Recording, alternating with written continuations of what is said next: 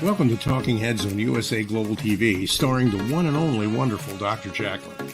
It's a prestigious place where world-class influencers and experts meet, and where you'll find the most trusted advisors and coaches for all things in life and business. Visit usaglobaltv.com to sign up for our newsletter, get the value you need, and be first in line to learn about events and giveaways and other valuable content. Connect with us. Email Dr. Jacalyn at usaglobaltv.com to talk about how you can become part of USA Global TV. That's USA Global TV, where the doctor is always in.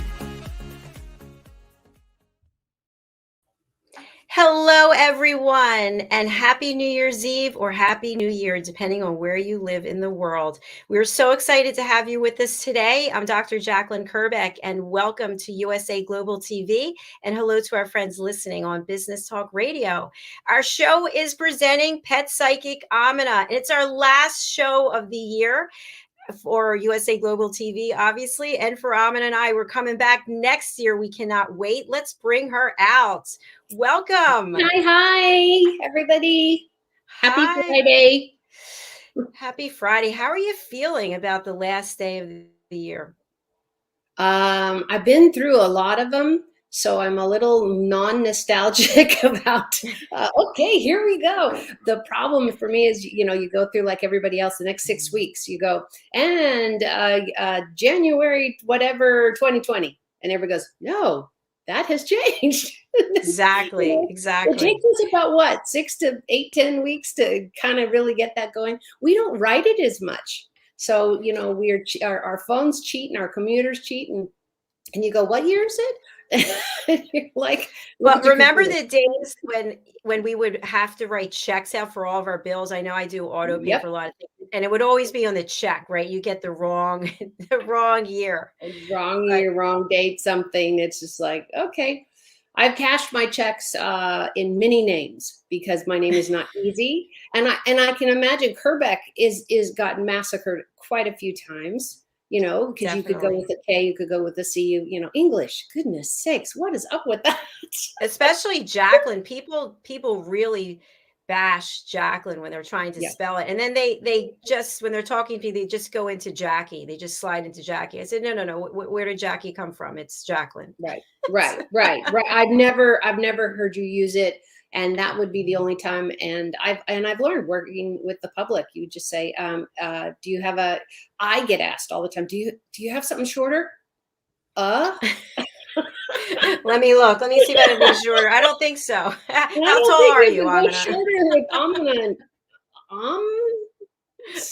no, there's nothing shorter. And I've been asked, can I use your middle name? No.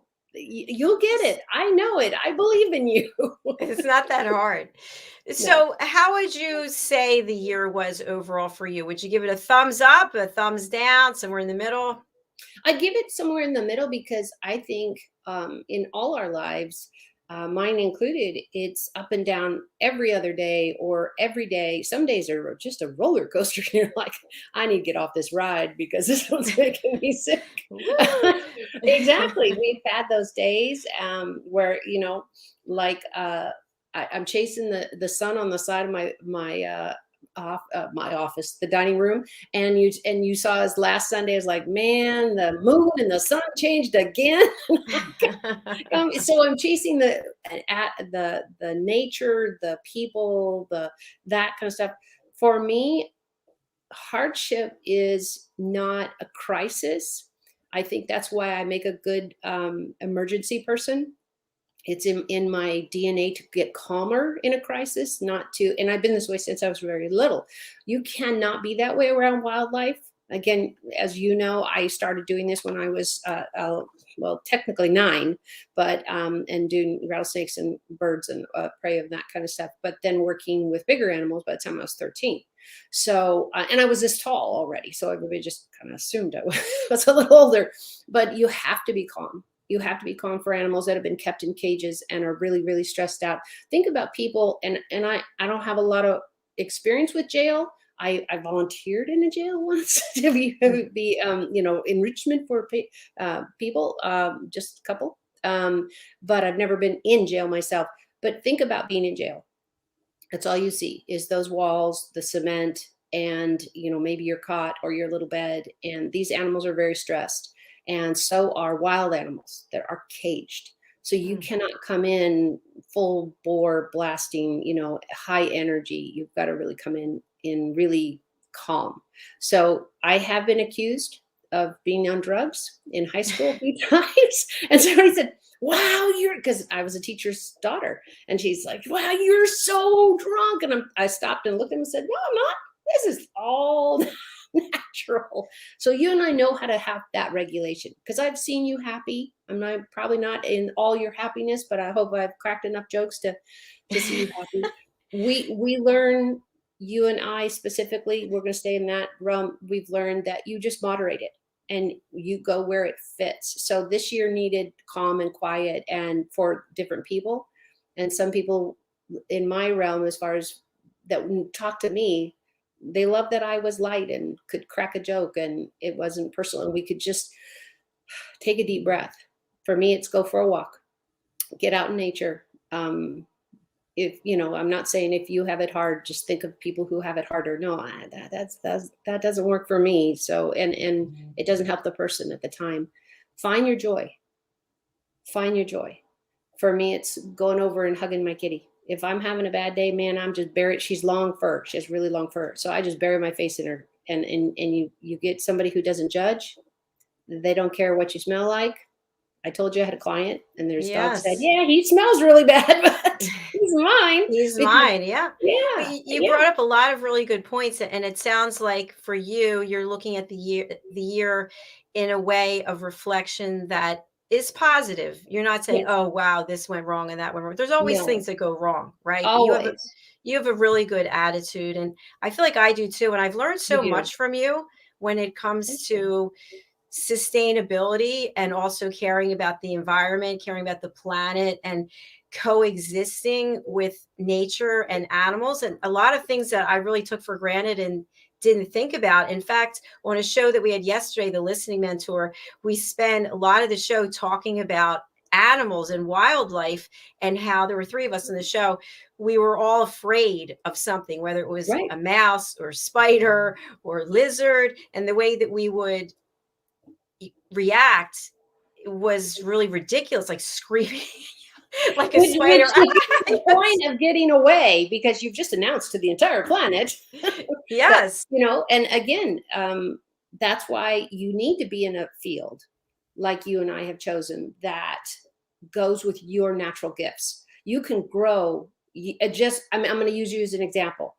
You've talked about leaving the spiders alone and asking them to go that way, as we've talked. No spiders over the toilet. There's a rule: no spiders over the shower. You just eat the mosquitoes or the bugs or whatever and do your job. But I want my space, and that's not unreasonable to ask rats not to live in your home. It's just not. They don't wear diapers. They refuse. I haven't tried, but I can't imagine they would. So it is healthier for all of us to have that separation of those types of things that could make one animal, one sick, one not. And that's vice versa with us, and all the chemicals we keep out, all the chemicals we use to clean, literally are stripping the planet of all kinds of natural healing microorganisms that we don't realize that we really, really need. So it is about that coexisting and going, okay, we're going to come to a happy medium of, you stay over there, I'll stay over here. Now I have a question for you, because I did some research since last week. So I think I shared with you that on the roof there are at any given time 2 iguanas living on the roof of the house. Right. And we have an atrium, so you can actually look up and you can see them on the screen. And of course, so the one must be of royal lineage or something, because it has this big thing under it, like it's a red thing. And then on top of its head, like these gold stars, it has like gold spikes. It's big and it's long. So anyway, I did some research, and I already knew that they can run up to 11 miles an hour. So didn't know that, did you? No, I didn't know that. And I can't run 11 miles an hour. I can't either. They have razor sharp teeth. And then here's something that I did not know, and this is what I want to ask you about. And apparently their tail, this one has a tail that's very long. They can grow up to be 6.6 feet long, but they know how to, if they need to, if it's an emergency, 911, to break off that tail, and the tail will grow back. So here's my question for you in terms of peace and space, and this is something I actually been giving time to. I'm waiting for you to start quaking. If one of the iguanas, especially that one, breaks the screen, falls through the atrium, and somehow gets into the house, okay, it could happen. And I'm standing here right now, let's just say, and it walks in. Okay. You realize I'm going to fall over and die laughing while you run out of the screen. So what would, seriously, I'm being totally serious. I think about this. Okay. What if it gets in the house? Not the little spiders, but the giant iguana. What if it gets in the house? What do I do? Don't run. Okay, don't run. Bears, wolf, any of these types of things. Horse is a prey animal, so they are going to be as afraid of you because we're the carnivore in that. So you look at what they are. The alligators are omnivores, but they definitely eating lots of meat. Don't run after an alligator. Don't. What if it's coming toward you? If it's coming toward you, you need to stand still and get your energy as close, as calm as you can. I mean, it is a fight or flight situation. You understand this term, right? So when you get into a real crisis, it's a fight or flight. Am I going to stand my ground and fight this out? Let's go with no. Your teeth will not do. I don't care how many nails you've been to what salon, they are not going to work. And that kind of stuff. So what they don't, I understand we taste very terrible. All the preservatives and crap we eat. I've had so many animals over my lifetime go, ooh. So they bite you to get you to stop doing something or to protect their young or protect themselves. Can you imagine? And you know I've done this. I'm going to put you guys in the place of the lizard, in the place of the squirrel, the snake, the blah, blah, blah. Look at it from his point of view. And of course, I have a whole lifetime of doing this. And remember, I've had a snake at my feet. I've actually been bitten by snakes. Luckily, no rattlers. So I understand this intrinsically. It's really, really weird. So what you need to do is go, okay, here he comes. He's crashed through the thing. Can you imagine how shocked and stunned that animal is? So you would have about 5 seconds to remove yourself from the room before they kind of recuperate and say, wow, where the heck am I now? So think about falling into a cave. He's just fallen into a cave because he doesn't know what this place is. And so what I would suggest you do is get a broom. You've got a very long stick to it, anything like that. A pool stick would work, and all you're going to do is say, get a box, a cushion off your couch, any of those things that puts a barrier between you to keep you both safe. And then you're just going to say, okay, my house, my rules, you go outside. So open the door first if you can, because that might not be. But while you're running across the house to get the broom or whatever, open a door, because they will go for the air.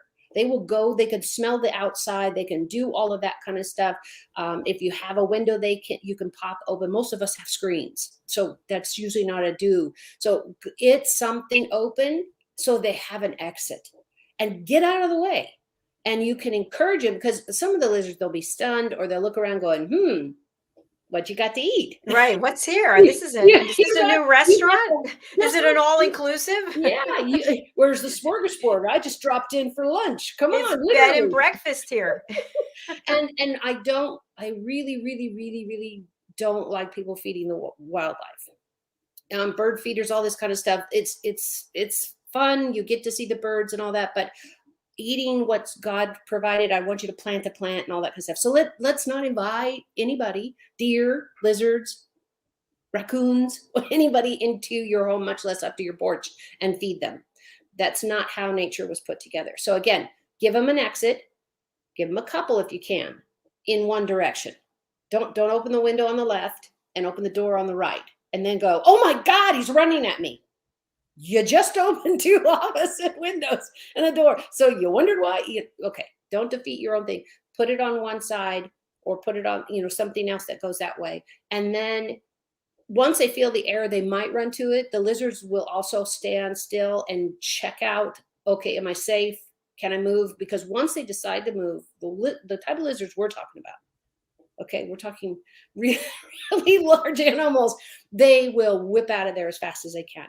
So give them an exit, encourage them with the broom on the bristle side, encourage them with a sheet, a pillow from your couch. I have throw pillows everywhere, and you could literally throw the throw pillow at them and go, and you kind of hope it kind of startles them a little to get the movement going, because you don't know if he's stunned, and that type of stuff. And God forbid there's an injury and that kind of stuff, because that's a whole different conversation of calling a wildlife sanctuary that will come and pick them up and that type of stuff. So you don't want to have to resort to that. If they're in your home and you're like, oh, why can't I just call somebody to come get it? You could, but they might not be there very soon, and you still have to have them in your house. But why not empower yourself and say, because Jacalyn, can I ask how tall you are? 5'3". Okay. This is what my assumption was. I just didn't want. So I was 5'7". I think I'm down to 5'5" or 5'6" and that kind of stuff. But I'm a lot bigger, heavier, of the whole thing. And I know what I'm doing. So my energy is going to be strong and say, nah, get out. No Bobs, no Franks, no Harrys. Go on. I've done it with scorpions and spiders and black widows and the whole thing. So I have experience with it. I didn't just start doing it like you go, how do I get out of here? Especially if you feel trapped, then the work is all on you as far as calm down, because the smaller you can make yourself energy wise, I don't mean just physically, because you can't, what are you going to curl up in a ball and hope they don't bite you? Well, you could, but let's go with strength and sit back, take those deep breaths and say, doors over there. But if you get them towards that air and they can feel where the outdoors is and they sense it and the smell, the whole thing, they're gone. They're gone.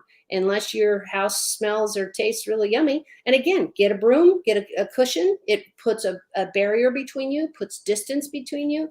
And then you could go with a water bottle.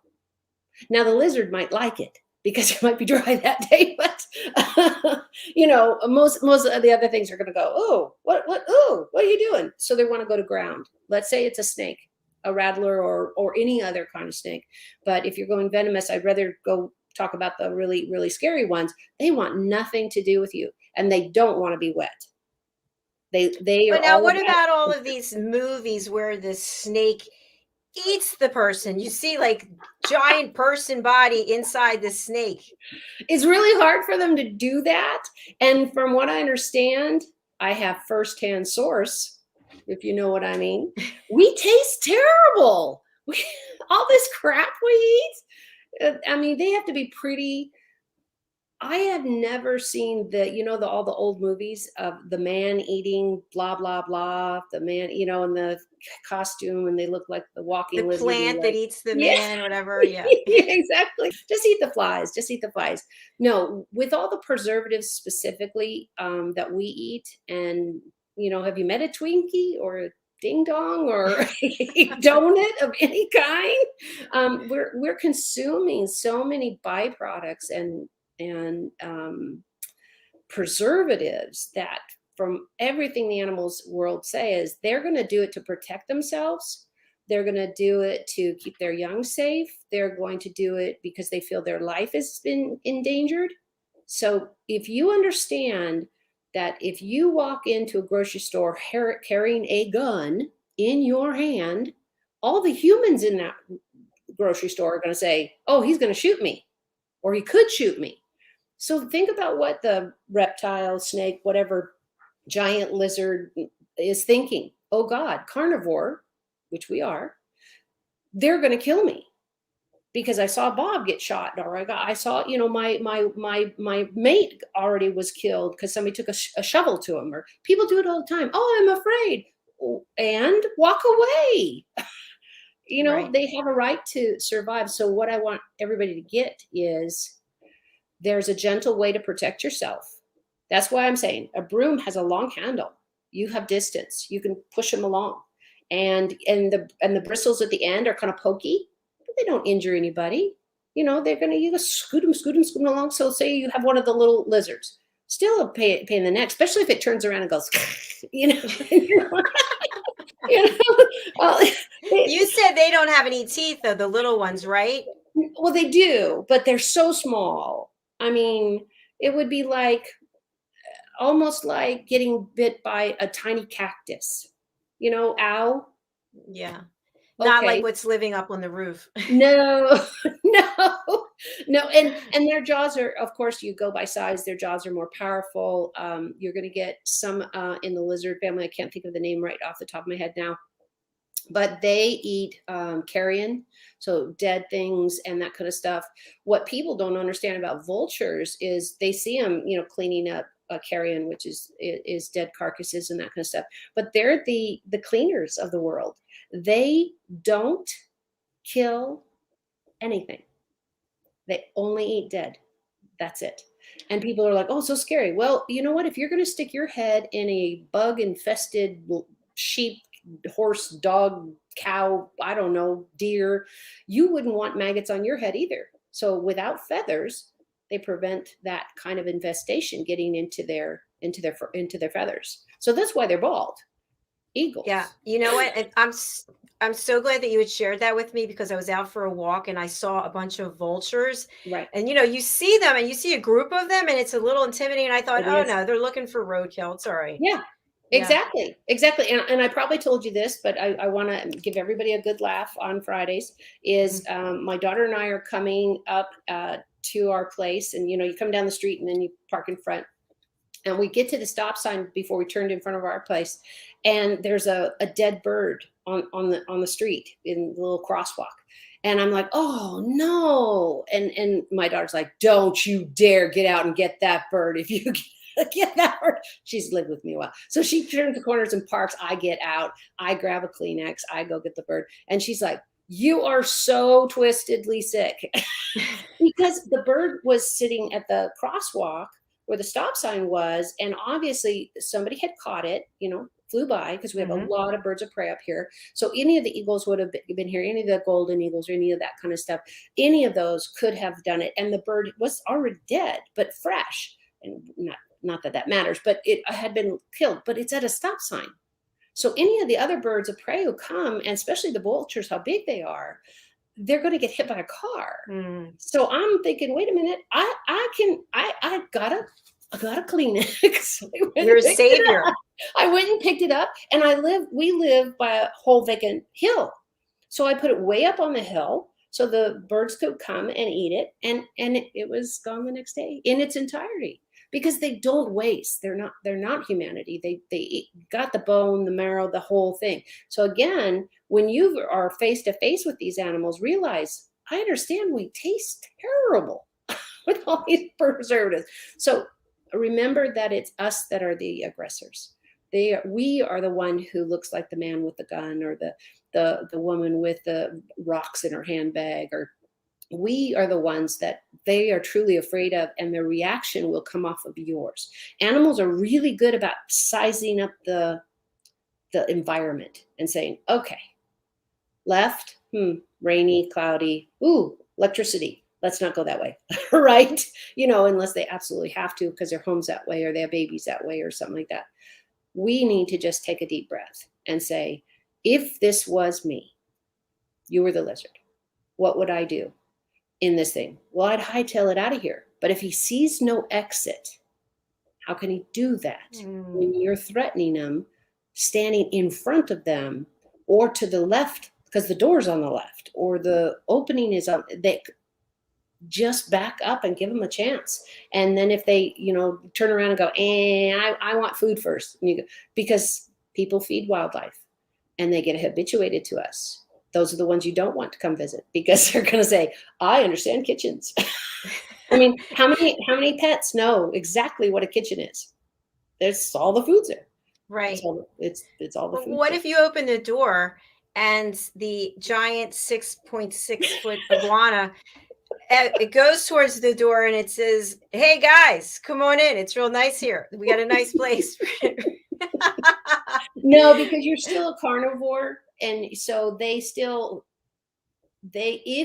they live that close to humanity, and even if they, some, of course, if you're living in the outback or you're living somewhere really, really real rural, then those animals are going to treat you just like they're going to treat a bear or any other carnivore that could kill them. So they're going to be in a higher defense mode.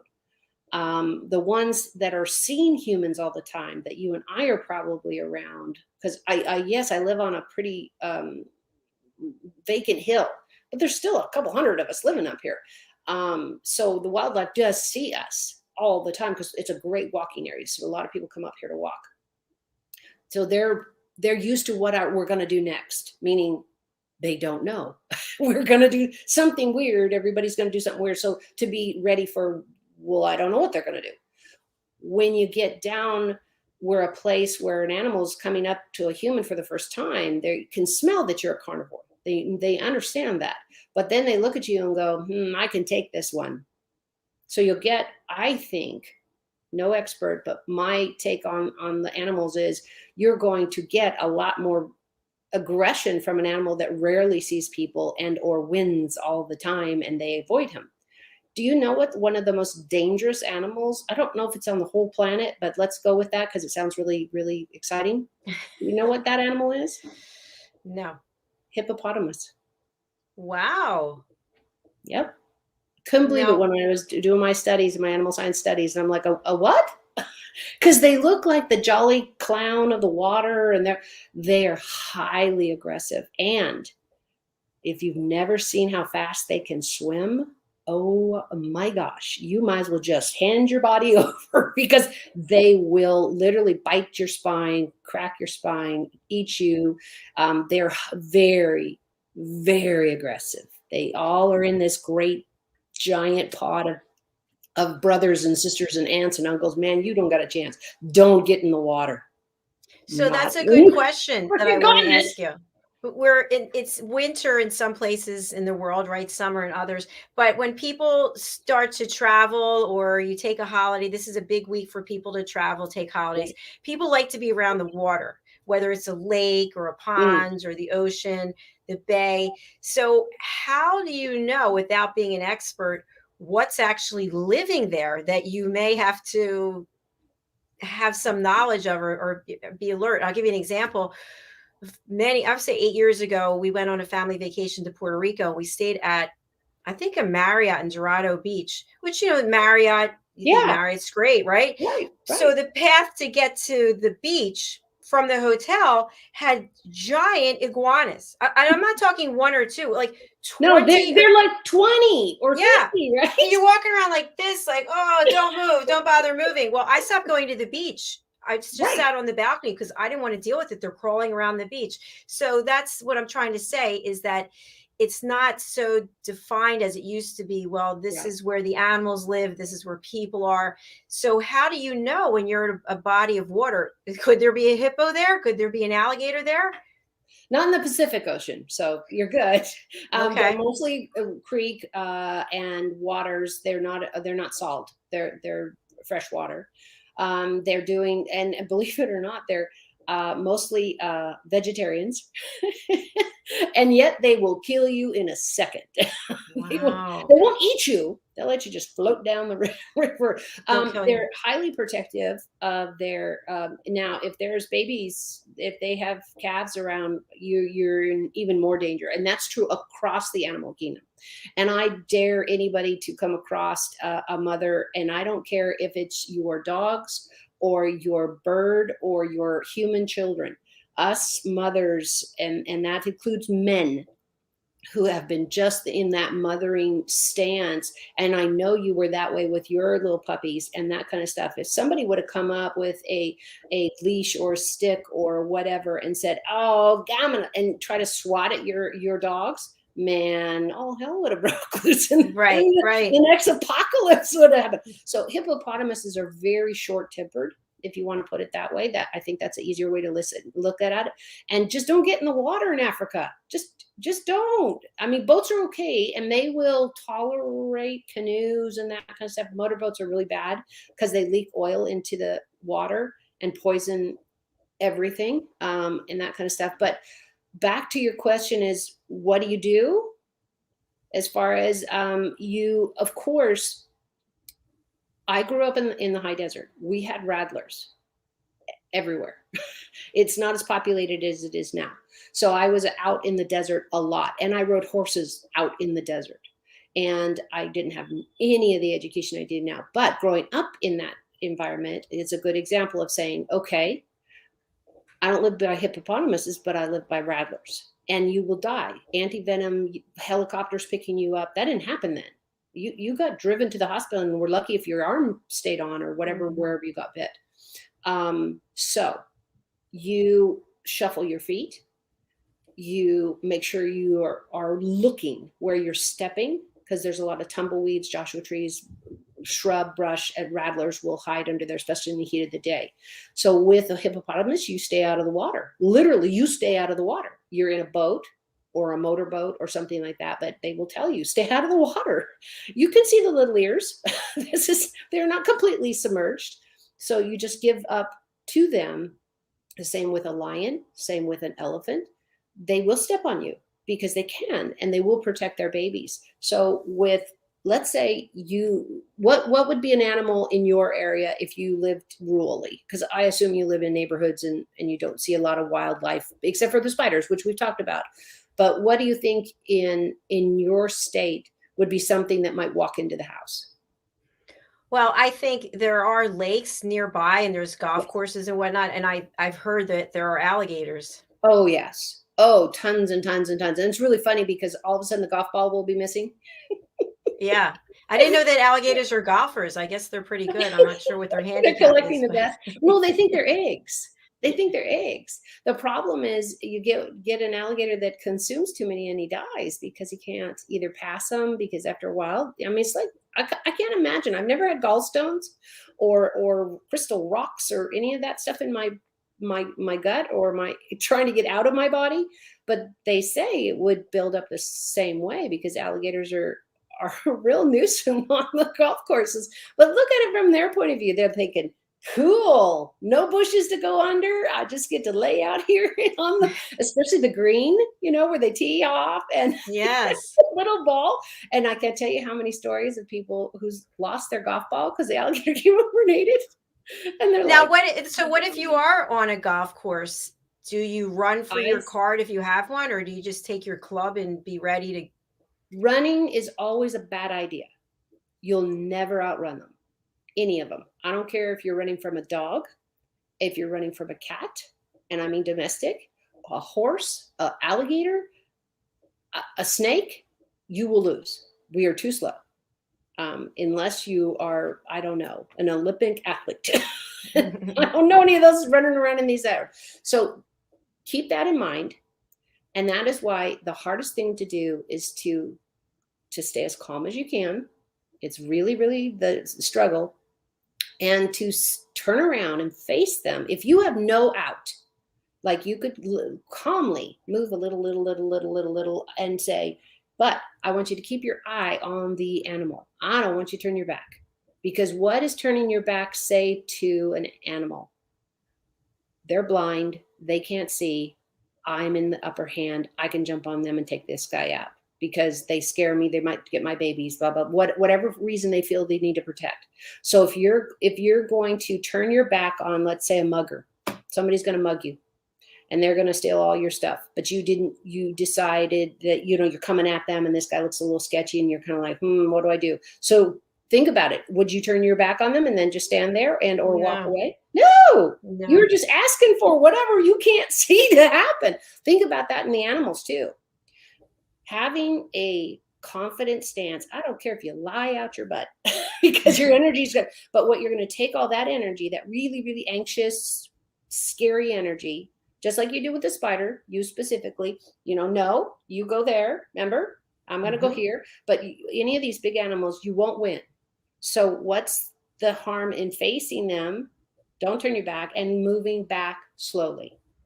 It creates no, quick movements of fear in the animal and or you. It works on you always having eyes on them always having eyes on you. When you can put 50 or 60 feet between you, then run your butt off. But not until you can put enough space, because let's say if you're on the greens, those alligators, have you seen them run? I mean, let's get out an Olympic athlete. Then we'll see how you do. And they're off. And exactly. Is and the alligator. And he ate him. And we're done. And it's over. Yeah, wouldn't you want your eyes on the prey, eyes on sight? If you have a man, woman, I don't care, sadly, a child, somebody has a gun and they're fooling around with it and they're fooling around with it, do you turn your back and go, I'm just not going to look and it'll be fine? No, I want to see me when you shoot me, or at least have some control. When my belief is when people are given the power to their situation, whatever it is, it's an argument, it's a disagreement with a boss, a car accident, an alligator chasing you down, whatever your stressor is, and you have to face it, turning around and running is only the answer when you have enough space. And let's say you have an argument with your boss. Well, if you turn around and run, that would be weird too. But you also didn't solve anything, and you compounded the problem because you let them, let's say your boss was wrong. They didn't know that you did stack or did that job or whatever. And you didn't defend yourself when you have the right to say, I did. And I'm not talking excuses. I'm just saying, okay, yeah, I could have done that better or whatever, but face it and then say, okay, maybe you can't talk to them, and you get somebody from human resources involved so that you have a mediator. There are ways of not, and that's why I'm saying use it throughout your life. Alligator, hippopotamus, horse, dog, bird, whatever. If you face them down and say, you know what? I can do this. And you did this. You did this. You told me about your spider. And that you said, no, because I have rules too. It's like, no, not in the house. You go out there and that kind of stuff. But didn't you feel better and feel more confident and more centered yourself because you did it? You gave yourself the power back. It wasn't cruel. You didn't have to kill him, and you didn't have this big old swollen head that says, I am the human, I can do whatever I want. Well, that's just, you don't care about anybody else. But when you treat everything that they have the right to live, or God wouldn't have put them on the planet. Some of these animals, I have no idea what they're supposed to be doing. Have you seen slugs? We talked about some of them. And have you seen slugs? I'm not sure why they're eating my flowers. We have these little creatures down here. I don't know what they are, but they're about this big, and they attach themselves to the wall to paint, and they look like they're silver, but they're not silverfish. They actually don't look like they move. They just look like. I can't wait till you take a picture and send me. We have several of them in the garage, and I just look at it and go, please don't go in the laundry. Like, what are you doing even? Like, you don't ever move. How do you eat anything? Yeah. But I did share this with you since we've been here the last month. There have been 2 lizards, not iguanas, but lizards in the house. And I think it was last week, it was the middle of the night, you need to run to the bathroom. And I turn on the hall light. I didn't turn on the bathroom light because it is a fan that makes a lot of noise. Mm-hmm. And right there at the toilet is a lizard. Right there, like probably like this big. So I look at it and I just said, Bob, is it Bob? Because I'm calling them everything Bob. I do too. And I got it from you. I'm like, Bob, it's the middle of the night, man. I need to use the bathroom. I don't know where you're staying. Is this your hotel? I'm not sure. I need you to vacate the premises. I'm going to turn and go back to my room and come back. When I come back, please don't be here. And I have never seen Bob again. Please don't come out, Bob. You were so nice. And in logic, so for all the logical people, you gave him space to escape from the carnivore, which is what we are. So I don't care if you eat vegetables every single day. That's how we're seen, because that's the way God put us together, and all of those other reasons. They give him a chance. They don't want anything to do with us. Yeah, that makes sense. See the size difference? Now here's one I have for you that we've never discussed, and this is sort of like one of those questions of time. I'll give you an example. We know that we have a pair of socks and we put them in the laundry, put them in the wash, and when they come out, there's one sock. Where did the other sock go? I don't know. Anyway, that's not my question. It My is the laundry mystery of all times. of the lifetime. Dryers eat them, or where washers does it hide them. go? I know. So here's my question. This is around animals. You have your kitchen, you have a bag of sugar, for example, or you have a box of noodles or something, and they're all locked up, closed up, and you go to use it, and there are things living in it. And I think, how did you get from outside? I don't know where you were, man, but that's a long walk. That's a long crawl to get from outside in the ground into the bag of sugar. And how long have you been here? And what are your intentions? And then it's just like, it's a mystery to me how they could get in that bag. Sure, you want to know? I'm afraid. You should be. This hasn't actually happened recently, but in my life, it is. Here, I remember I tell the truth, and I always apologize if it hurts or we cry. Go ahead, let's hear it. This one is going to be on the might gross you out part. All right, go ahead. So most of the time when you open a sealed something and they come in or they appear very recent to the purchase, it happens in the packing. It happens in the warehouses where they're made. So if you even see, I would hope some people, it would never be everybody, but a lot of people, if they actually saw the condition of cattle, pigs, I don't care, any of the type of meat products we eat and consume and that type of stuff.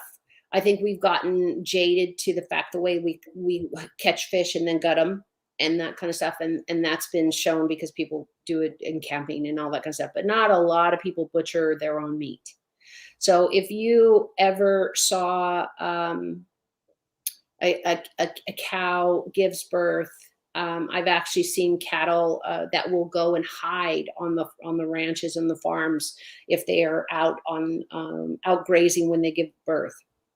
And what they're doing is trying to hide their babies, because every 6 months to a year, their babies are removed from them so they can take the milk.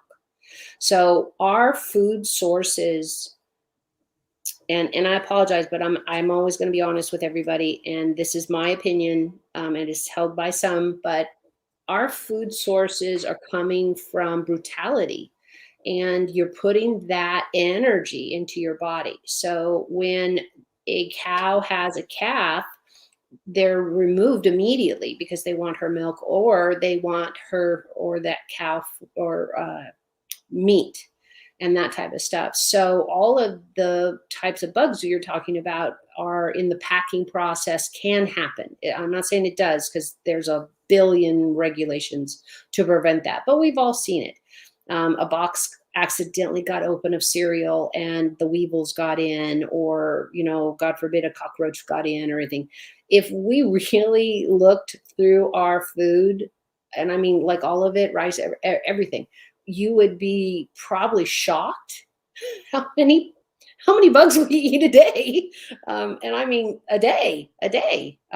There's only so much we can do to keep our food safe and healthy. And there's a ton of regulations. Don't get me wrong. They're all in place, but nothing's perfect and that type of stuff. But for me, the moving point of going away from animal products first is better for my body, but also because of what I know and what I hear in the animals. I watch a great deal of medical veterinary shows. I worked in a vet clinic, so I find it fascinating, and to keep up on medical terms and what animals are being treated for, so I can at least steer you towards a vet sooner than later. But we also see, because I see a lot of ranches and vets working with large animals and that type of stuff. So you have to realize, if your food source has been tortured before you eat it, that is what you're putting in your body. So if we have sprayed all our vegetables with chemicals, and and Dr. Jacalyn, you might remember, but there was something in the 40s or 50s where it was, I remember it was a chemical they sprayed. I mean, I studied it in school, that was something they used for wartime or something afterwards. What was it? DEET? Yeah, no, no, but it was something like, it was like DDT, or anyways, it had an acronym, and they were using it to spray the cornfields and all that kind of stuff. Oh, I remember this. Yes. Crickets or grasshoppers or what, because the grasshoppers, I understand, are just, I mean, they just wipe out a whole crop. So they were, remember the plains would dust Yes. over, and all I know those somebody who chemicals. used to do that. Mm-hmm. Yeah. And then all of a sudden you've got an entire two generations at least, because you've got the parents who are exposed, kids are exposed after, and then you got the babies when the moms are pregnant that are exposed to all of these chemicals. And it really destroyed a lot of people's lives and health, and died, and we were ingesting that. So think about also how your food is treated. Why organic has gotten better in price. Everybody thought, oh, it's so much more expensive. Well, not anymore, because everybody has that access. There are so many grocery stores now have organic, and you can get cattle that are butchered better, that it's quicker or easier, or they're not going through. I don't know what the solve with milk is, and cheese products and all that kind of stuff, because you still have to steal that milk from the babies, and that type of stuff. And if you've ever been around which I have, with 4-H and all that kind of stuff, you see these beautiful, beautiful calves, little bitty babies. I mean, they're everything from a couple days old to a couple months old, and they have these little barns like dog houses, and they're all tied up. And that's their life until they're either slaughtered or, because if they're male, half of them get slaughtered or something. And I'm getting generalities. I'm no expert, so I don't want to say that I am.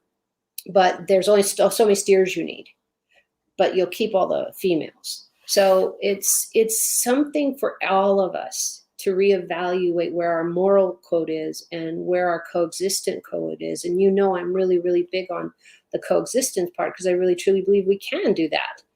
I don't think God would have put us all here if we couldn't have figured it out. But it is for us to figure out how do you coexist. And I'm a fan of the bugs. I love them. But you're right. Over there. And I've been around so many black widows that you just become like, oh, okay, you're beautiful, because they are absolutely beautiful. Drove up on a tarantula one time in my headlights. I was in a rural place, and I was able to stop in the middle of the road, and I walked over to him and I went, oh, you're so good, because the headlights made him freeze. And he's like, oh. All of a sudden it got really bright. It was midnight. It was really bright with my headlight. And so I went over to his leg and went, oh, you're so fuzzy. And whoosh, he took off. It's like, I don't know what that was, but somebody touched me. It was bigger than me. Yeah. Well, so I'm so glad you answered that question about what these bugs that are in sugar. And there's also something called boll weevils. And yeah. But you're right. Everything has a purpose. And just because we don't know what it is doesn't mean that they don't deserve to be here. Have you tried to figure out mosquitoes? I'm still trying. I don't I'm get thinking that. You pass the blue blonic page better, get infections better. I'm not sure. But I don't know about you. When I was a little kid, I did this a lot. I've tamed down as an adult, because I can just ask out loud or like this and say, so God, what are we doing? Being the youngest child of a big family, you just kind of run around the desert and do your own thing and all that kind of stuff and talk to God a lot. And I'm thinking, I'm not sure what mosquitoes are for. I'm still waiting to see. It just seems ridiculous, because they can pass disease. Yes. But have you ever, I actually had a ranch guy. He came out and he said, oh, let me show you. And again, I was in Alaska, and they're supposed to be really good. He let the mosquito land on him and suck him, I mean, a lot. And the mosquito got bigger, full of blood. And then he said, isn't that cool? And then he hit it and blood went everywhere. And I'm thinking, no, you need help. You need help. You need to see a psychologist or something. But he thought that was so cool. And I was like 12, and he must have been like 45 or something like that. I'm thinking, you're just strange. I know I'm strange. So everything should be coexisting. I'm not saying we do it happily, but if you understand what you're talking about, maybe it'll give you a little bit more insight of being more compassionate. I think that's a very good lesson, a very important lesson as well. Yeah, because we can do that with each other. if I haven't been raised in the country you were, if I haven't been raised in the neighborhood you have, or the parents you had. I think I told you my sugar and rice, right? I told you my sugar and rice story. Yes. Yes. Yes. So I went to my Chinese Vietnamese family friend and I asked where the sugar was for the rice, because that's what we did at my white family table. She's like, no, you put the meat on it. Meat on rice? Why would you do that? It's just a different way to do it. It's not wrong. Sugar was probably wrong. I mean, rice, sugar. How nutritious was this? Really? But you live and you learn, right? And what you did Exactly. one year, you're not doing another year. So Exactly. that brings me to a question for you as we close out this year. What is one thing that you're letting go of? Wow, big question. Big question. A lot of things going on in life. And that is, I am living in the moment better than I ever have. Just saying, every Friday you and I get to do this is a blessing. If it Mm. ended, I would be sad, but it would be, I know a reason that you or I or your show or whatever needed to go in a different direction, or I needed to go in a different direction. We see friendships, we see families that are ripped apart right now in difference of whatever, political and or just distance. I have a child in Spain, and I can't see her. She wants to fly over, and I said, "Oh, have you seen a plane? They're all arguing, throwing things. I mean, I'm waiting for the plane to just give up." I said, "Don't do that. I know I miss you, but your life is more important." So I'm hoping that with all that, people take a moment and say, we can be different. Don't have to be right. We can just be different, but we just should really care about, do you have a house? Do you have food? Do you have the ability to have a job? Everybody should have that right to be eating and clothed. And in this time when the world is so wealthy, but for me, I'm living the sadness of climate change. The nature that I prize and love and have spent a lifetime reading, studying, and enjoying is in trouble. And so my heart bleeds for that. My heart bleeds for that. And if I can get you to understand, to coexist, it's my little small thing, one bug at a time, one ant at a time, one rat at a time, and just think, if you have rats, train them. They're highly intelligent. Just have them bring the bread over and before they eat it. I remember you said that about the brain size of different animals and Yeah. uh, Yeah. And it's literally, I want people to hear, it's literally not the size, it is the capacity of what they can learn. And this is what we're talking about. They have the capacity to learn so many things. It's not just dolphins. It's not just, we've always talked about those. Pigs know what a mirror is. They understand it's themselves. If you really stop and think about what the cognitive ability is to understand, oh, wait a minute, that picture on the screen is me. Because I you look think really about, good, don't I? yeah, it's like, cool. I didn't know this, because my lips move and that one moves. And wait a minute, I didn't know I was so many people. But it's a learned thing, and we can do this better. We can save our world and our planet and keep the polar bears alive. They need the snow. But if we keep deciding who lives and who dies, like they have free shooting again. I don't know if it's Alaska or up north or someplace, but they're allowing people to cull, which basically means you get to shoot all the wolves you want, because Wow. they're taking the moose or whatever. And it's like, wait a minute, but isn't that what God put the moose on for? You could share. I don't know. I think there should be a better way, and we just haven't creatively thought of it. So I challenge all of you, share with us what you're doing to coexist. And if that's that you've decided that pets aren't your thing, that's great. That's great, because everybody's not built for the same thing. Everybody's not. I mean, Jacalyn, I don't believe you have gotten your puppies. Your life is very, very, very different. Could you imagine trying to manage one dog, much less three, No. with I'll your show schedule? I'll show our Please, you audience haven't showed it in a while. these were my Yay! little pets. They They're all so passed wonderful. away. They're so wonderful. They were They're so so cute. wonderful. But my life is, to your point, my life was so different when I had three dogs. And it was walking three dogs at the same time, Yeah. having three dogs groomed, taking three dogs to the vet, three Three dogs in poops. daycare. Yeah, it's exactly. It's a lot. And I I shared this before, but I actually got my first dog because I went through a divorce and I felt really alone and unloved. And so I got the dog. Then I got the second dog to keep the first dog company because I was bringing the first dog to work. And my boss was like, this has to stop. You need some therapy. And then the third dog, there's absolutely no reason why I got her, but she was a little sweetheart, a little Maltese. Yeah. You know, they clap their little hands and they pause and they go up and down. I up and down. forgot about that. Yes. Oh, I'm so glad you said that. Did you ever get a video? Did you ever get videos of them or? Yes, I have to, you know, it's funny. I have an Apple phone and everything's supposed to go in the cloud, but when you get the new phone, what I found is a lot of it's still on the old phone. And then you don't remember. Well, and that's why I keep them.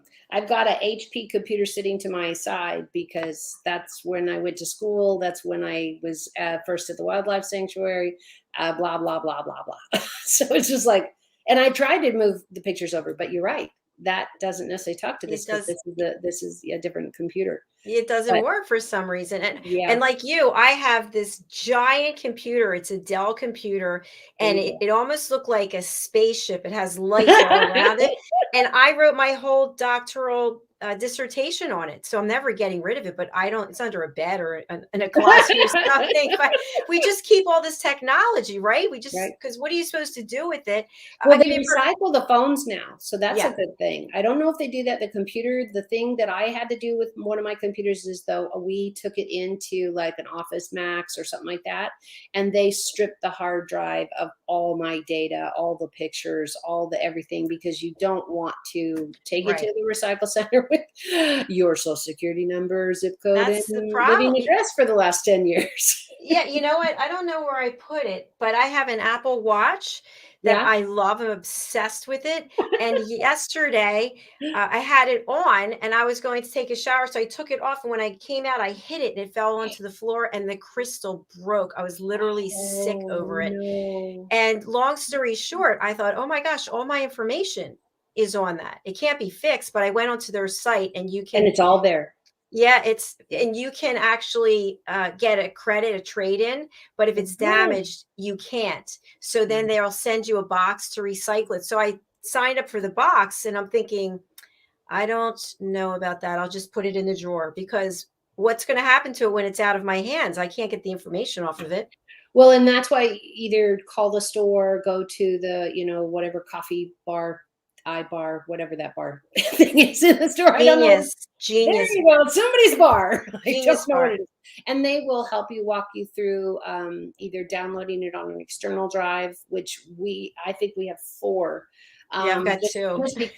Just because my pictures, I do a lot of pictures and that kind of stuff. So just wanting to keep all of that has been really, really great, but try to get it moved off. That's what I did with because I had a Hewlett Packard before this one. And so that one, eventually you can recycle them. But yes, we usually take the hard drives out. And either you can have the hard drive removed and have it all downloaded, but then have it destroyed separately and the rest of the computer recycled. So the recycle centers, like if you go to Dell, they have a recycle center. I think Hewlett Packard has a recycle center. You just got to find somebody and then ask Apple where they have theirs, just depending on what it is. So I would love to get the new phone, but my hands are, I can hardly hold the one I've got. So I'm not just going to bother. Yeah, just keep what you have. But exactly. Yeah, I wouldn't be getting a new watch if that one didn't break, but I'm obsessed with it because it tracks how much movement you have, how many hours you stand, how many calories you burn, what your heart rate is. The new one has an EKG and I think does your blood oxygen level, and it's just My daughter has one. I don't think she has it as fancy as you because I haven't heard her talk about that, but she is a lot younger and we don't care. And she doesn't care compared to what you and I do. But if I don't literally carry my phone, I get no step credit, none. But she walks around with that silly thing on her arm all day and she gets all her stuff. We live in a 3-story house. I want to share this with you and our audience. They're probably like, wow, these two are all over the place. So I started swimming laps, right? This last week I started swimming. I haven't been swimming in years. And I had my watch on and it had 2 options. I think it's open swim and pool swim. So I was in a pool, and I don't know how long it is, but I did the pool swim, and I do breaststroke and then Right, backstroke. So as I'm swimming, I notice that it's keeping track, right? Because right, I'm really right. obsessed with how many calories I'm burning. And I read that instead of walking for an hour, burning, 160 calories, 180 calories, I could burn that in like 20 minutes. So I'm like really Wow, obsessed with it. And I'm thinking, yeah, I'm wow. going to go 30, 40 minutes. Well, all of a sudden I can't see the display anymore. I'm like, no, where are the numbers? Where are the calories? I need to know. And I don't want to stop because then I'm cheating because it's still probably counting and I'm not doing anything. So long story short, you can tell I have issues. I I just estimate how much time, because of course the Right. clock at the pool doesn't work. So it turns out that it's not supposed to turn off like that. So my point is that I didn't want to have the watch anymore anyway because it wasn't doing what it's supposed to do. And then coincidentally, the next day it breaks. So I You put wonder if the I, energy out in that world and said, I'm I so done. I need a warranty to be enacted. of course Go. the warranty is over. Of course, I didn't get Oh, Apple Care, but oh. yeah. But yeah, I mean, the tools are amazing. The tools are amazing that we can use. And I hope it motivates. I know it does all of us here. And that's why I carry the phone more. And I have such a little one. I just slide it into a pocket or under my arm. And it's really bad. The other day I forgot it was, and I'm like, where's my phone? Where's my phone? And I went like this and it fell on the ground. I went, oh, there it is. Yeah, we're so consumed with how many steps we get, right? It's Yeah. just, well, today I had to exercise without my watch because it's broken. And I was Mm. going over to the pool and there were people there. And I was like, oh, I'm not going to swim laps with people. So I went for a walk and I thought, I have no idea how many calories I'm burning. And I thought, who cares? You know where Exactly. It's like, like did you you walk die? every No. day, like you can estimate it. What's going to happen if you Exactly. don't know? Get it together. Yes, yes, we are a tad obsessed with all our details and that kind of stuff. But every generation changes of what they're fascinated by or what they're looking at and that kind of stuff. And this is ours. So we just go moderation, people, if you can. My dad was always obsessed with technology. He was a beta Mm, tester for a lot of things before they came out.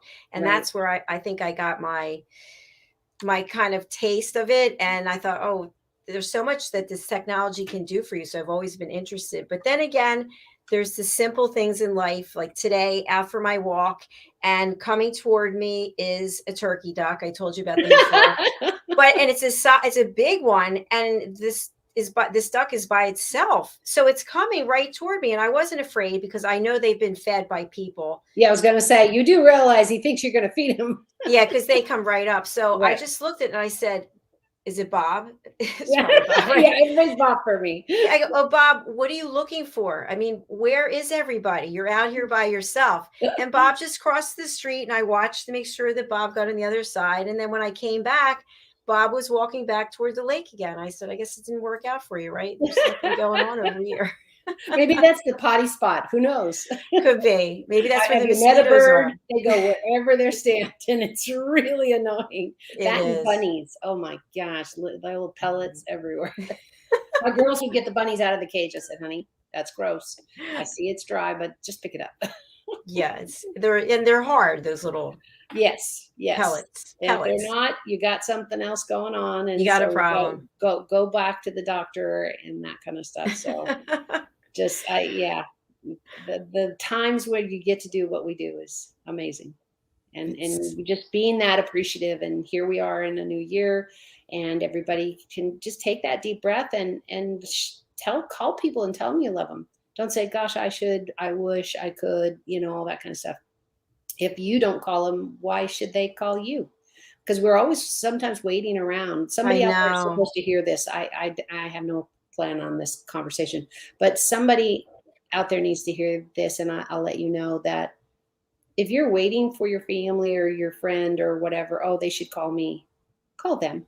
There's no hardship, no anger. There's no negativity to reaching out to somebody and saying, I thought of you today. I thought of you today. That could be the thing that saves a life. And it could be a mental life or a heart or whatever. And it's okay. It's okay to need other people. But wouldn't it be nice sometimes to be the one who called and said, I was thinking of you today. I was thinking of you today. So everybody just know, I am thinking of you and hoping you will coexist. And thank you, Dr. Jacalyn. This has been a magical year. I just really, I'm so work oriented in my previous life that it was just like, oh, I got to do this perfect. I got to do this perfect. And you really came along with me while I fumbled through a couple of things. So thank you so much for this opportunity. If I haven't told you recently. Well, I feel the same. And for our audience doesn't know, I reached out to Aminah on LinkedIn, and we had a Zoom. And I think the first time we had a Zoom, I don't think your camera was working or something. And Maybe. That sounds right. Yeah. And we just connected. So the point is, you just never know where you reach out to somebody, you never know where it's going to go. But I can promise you this, if you don't reach out to anyone, you know what's going to happen. You're going to be sitting in your little, small, isolated world, being angry and all the things. Why isn't everybody calling me? Did you call them? Well, I called them last time. Okay. Everybody's in a different place in their life. Maybe right now what I need to do is reach out and be there for you for the next 6 months, 10 months, 11 months. There shouldn't be a time frame. Now, if your relationship is exclusively one-sided, yes, a little balance is necessary. but we all need things at a different time. So yes, I can be there for you, and then you can be there for me, and it might not be equal, but it'll be the same because the heart is going to be the same. And if it's not, maybe you need to do a friend. Yes, and I love what you just shared with our audience and your wish for them. And I also have a wish, and Aminah and I are in sync on this. It's really about inner peace, which leads to world peace. Find a way to listen to people in your life, that people you care about, because people are not being heard. And I truly believe that that's why there's so much arguing going on, so much hatred. It's, oh, he feels this way about that, and she feels this way. Everybody's entitled to have an opinion about how they feel. You don't have to jump all over them and attack them. And you can give them a safe place, 20 minutes, 30 minutes, whatever it is, to share how they feel. You don't have to judge it. You don't have to have a solution, try to fix them. And so I'm just asking for people to try to find the ability to listen to people without judging, without trying to find a solution, without over talking them, without trying to one up them with your great story of what you've accomplished. And I think the world would be a better place, and we'd be a lot happier as human beings. Absolutely. Absolutely. Everybody would survive. Wouldn't that be neat? And right now, we're just me, myself, and I generation. I don't think it's a generation. I think it's a humanity issue.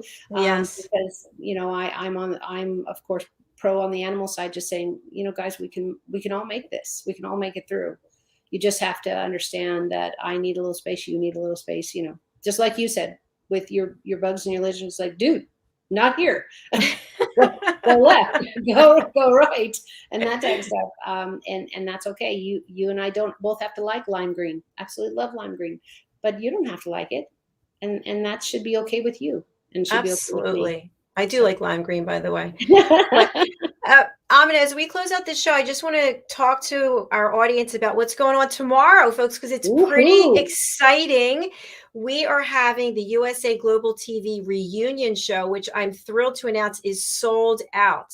That's right, that's so sold exciting. out. And we'll be live streaming from 11 a.m. Eastern time, which is 8 a.m. Pacific time. And we're going until 6. And Aminah is co-hosting one of the hours with me, and she is also a guest on one of the hours. So that's pretty cool.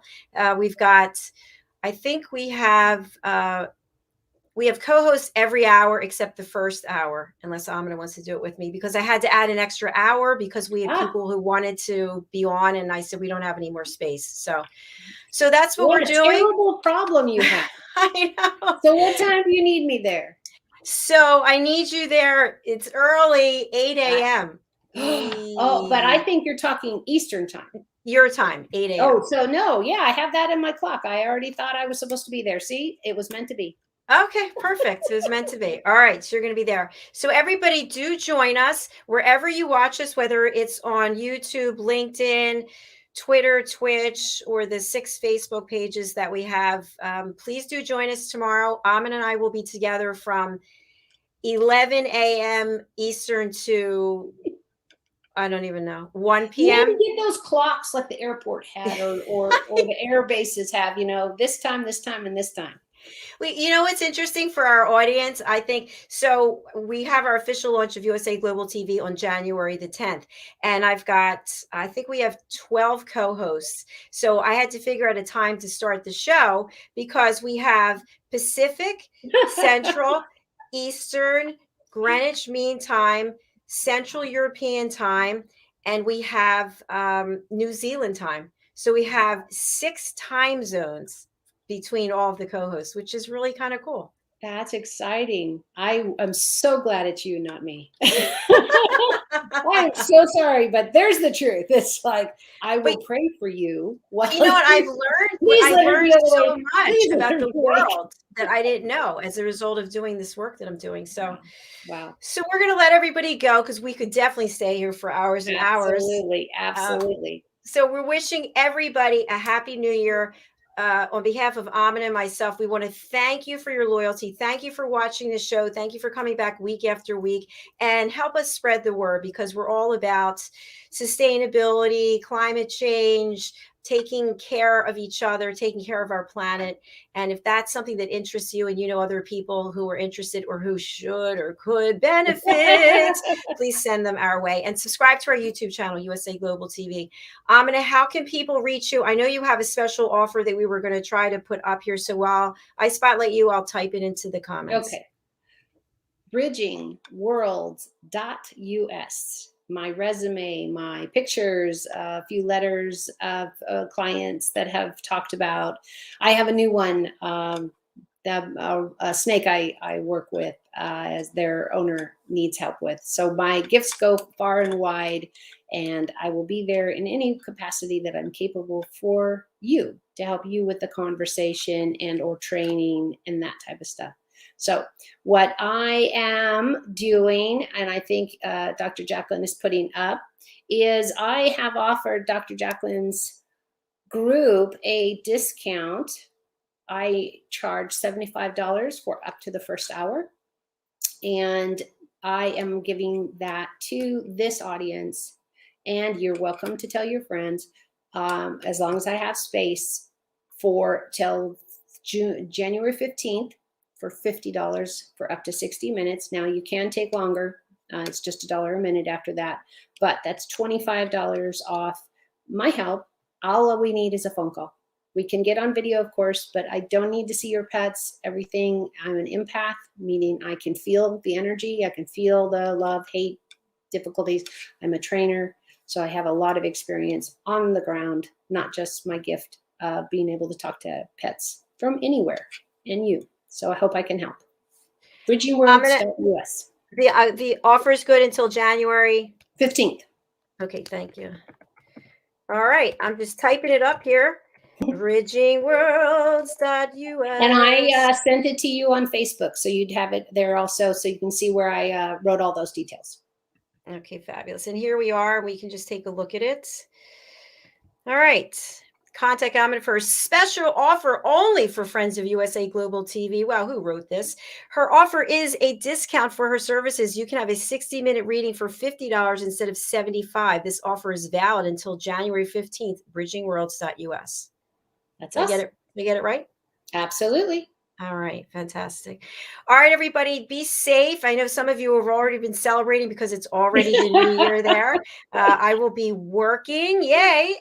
And looking surprise, surprise, and getting ready for tomorrow. For now, it's 6 hours of live streaming. Aminah, I look forward to seeing you. Absolutely. First thing. And everybody, we hope that you'll come back and join us tomorrow. We've got amazing guests. The purpose of this show is not to be interviewed. It's for people to present their services, their books, their products, whatever it is, their readings. And then every one of our guests has a packaged offer. So that's what we'll be doing tomorrow, giving people this space to be able to share into the world for 2022 so that you can collaborate and connect with new people, work with new people. And we thank everybody who's registered to be here for tomorrow. All right. Anything else you want to say? No, loved having you. Thank you so much for making my year so much better.